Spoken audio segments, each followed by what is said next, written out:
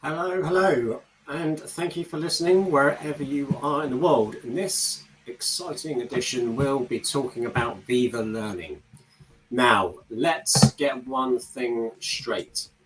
You can have any learning app in the world, but if you do not create a culture which is conducive to learning and provide time to people to learn in the course of their employment, then you can have any app in the world and it will not succeed to the fullest of its capabilities. So I just want to put that out there. It's super important and key to what we're discussing today, which is learning, a subject matter close to my heart.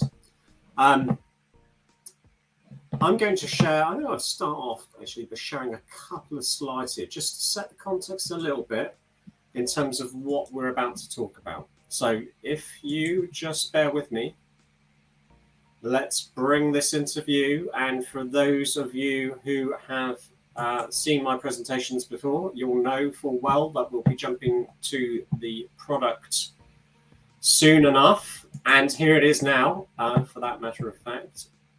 So let's bring that product into view. Hopefully you can all see that. That's Viva Learning, what we're talking about in just a moment. But for now, let's think about where we are in the world as it stands at the end of 2022. We've been through a pandemic. People have been thinking about what motivates them, why they go to work, why they need to go to work in a physical location.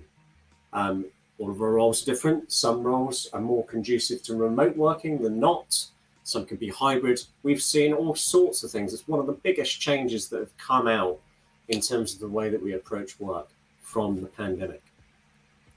And did you know that 83% of employees are now saying that they've been motivated to come into a physical space if there was a promise of socializing with co-workers? And that is super important. We've lost some of that connection. Okay, we can do that remotely and we can do it really well remotely. But sometimes, in terms of building social capital in an organization, and also I would say it's a good idea to maybe link some of those sort of socializing situations up with learning situations. There's a good neuropsychology about people being in a happier place will be more better learners. Essentially, some of your neurons don't harden, and the pathways for our learning are a lot more flexible.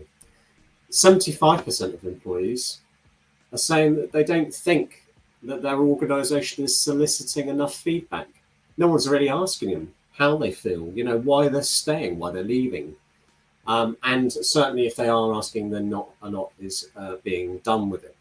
And that kind of leads us on to, the third point here around purpose. 81% of employees are saying that it's important that their managers help them prioritize their workloads. Now, I would have said this is quite fundamental to any managerial thing, really. People need to know what they're doing. You're managing them. It's your responsibility as a manager to make sure that those that you are managing have the support available to them and also have clear direction on how to prioritize their workload aligned with the company's strategic goals.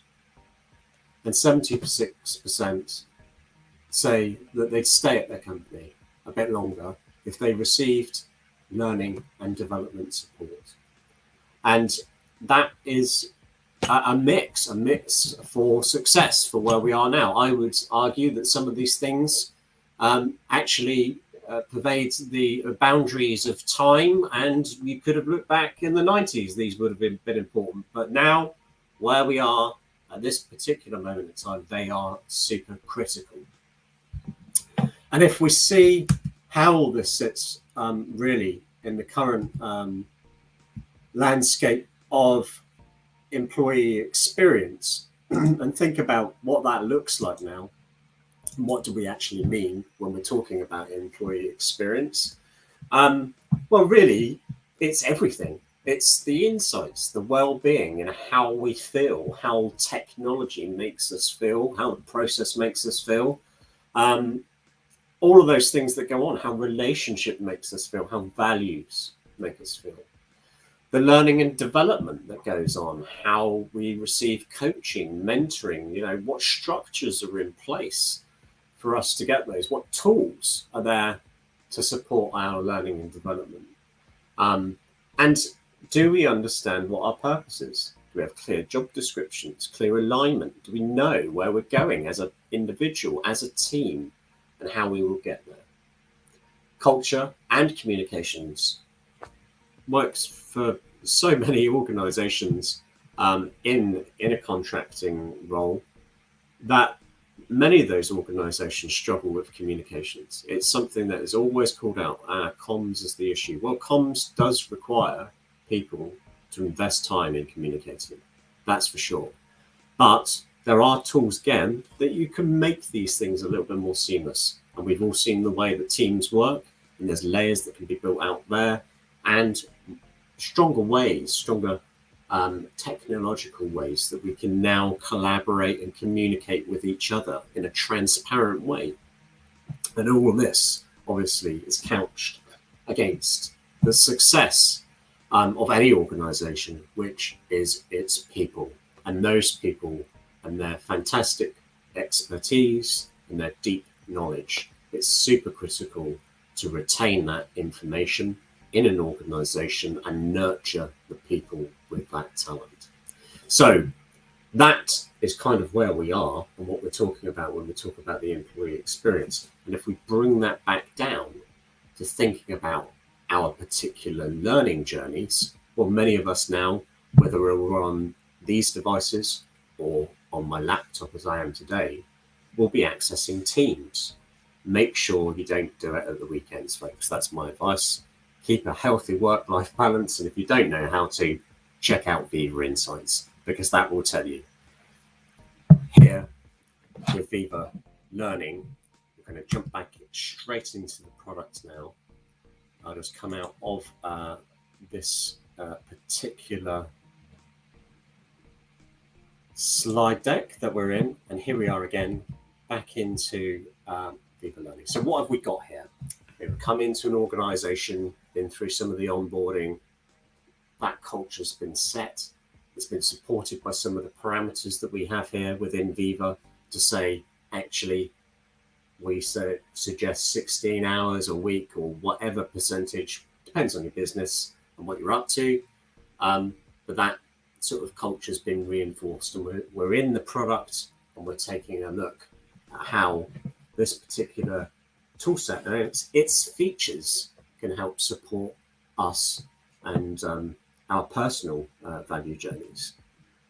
So here at the top, it's all taking this from Azure AD, so that's super key to link that to your HR systems, whether it's SAP, Workday, Dynamics HR, that type of thing.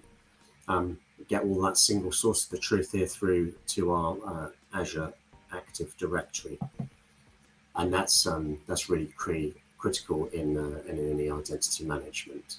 So we can see what we've recently viewed. We can pick up where we left off. We can take a look at all of the courses that's available to us on Viva Learning. Now, Viva Learning is free to a point, and if you are using Teams, you can add it in here from the left-hand side using the ellipsis, and you can just add that app in. You might not see all the things that I can see today, because I've got a full version here, but you certainly get some value out of that. We can see that I have gone in here and flagged some of my interests. And I'm just going to take another look at that, actually, because I didn't get enough time to select all of the things which I'm really interested in here. So I'm just going to select a few other bits and pieces. We'll save those now.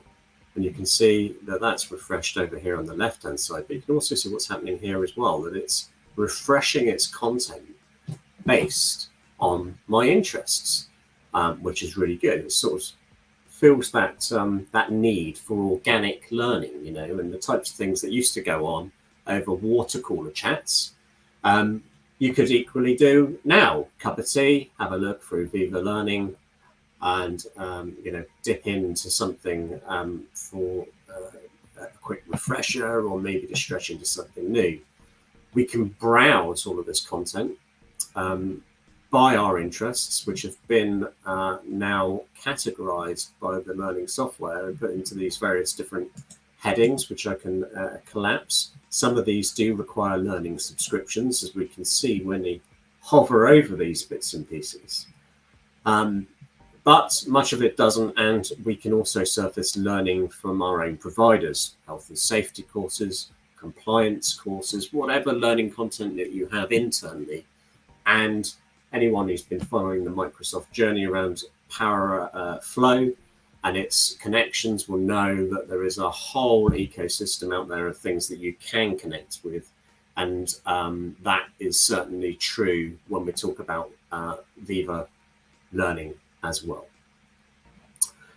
We can manage those connections up here in our administration center, and also through the Microsoft admin center as well, to surface some of those bits and pieces to us. We can add in new feature sets. So maybe we want to drive people's experience to particular feature sets which we think are important as part of a learning journey at our organization, institution, or culture.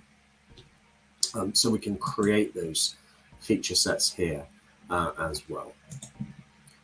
If I just go back through in my learning area, we can take a look at things that people have maybe shared with us, things that we've bookmarked and found, but maybe we haven't got time to look at it now. I'm just going to flag that, come back to it later. Maybe I've set a little bit of time up on a weekly basis in my calendar just to spend a little bit of time taking a look at things which are important to me and my particular development goals. So that, in a nutshell, is Viva Learning. Now, it is relatively nascent. There's not a lot to it at the moment, but what I would say is that there is a lot of value here already. If you couch this in the right way and implement it in the right way, you can certainly take some steps towards changing that culture where people feel as though they can commit time in their work life in order to drive forward their own personal success, which in turn is your success as well. So we've got all of that information in here, and I'm looking forwards to the roadmap journey for this product. We shouldn't forget that this is only one part of Viva. It's just one part of the puzzle, really. And if we think about this in the context of things like Viva Insights and the rich information that we can get there from how people are engaging with an organization, how much time they're spending online, the types of activities they're doing, and all of that. Blend it with things like a solid information and knowledge management structure, which can feed into that whole learning journey as well. And it can be done with things like Viva Topics. And maybe we're sharing some of this content in here as part of a social context. I don't know if you went to university or schools, people had these like learning groups who come together where you could do that sort of thing in a virtual way with some of the communities that you see on Viva Engage as well, and just drive and support some of those cultures going forward. So I am really, really excited about this product, as I am the rest of the Viva suite. I look forward to what's coming next. If you've got any questions, feel free to reach out. Always happy to help. hello@lightriseconsulting.com. Thank you very much. Take care of yourselves wherever you are in the world.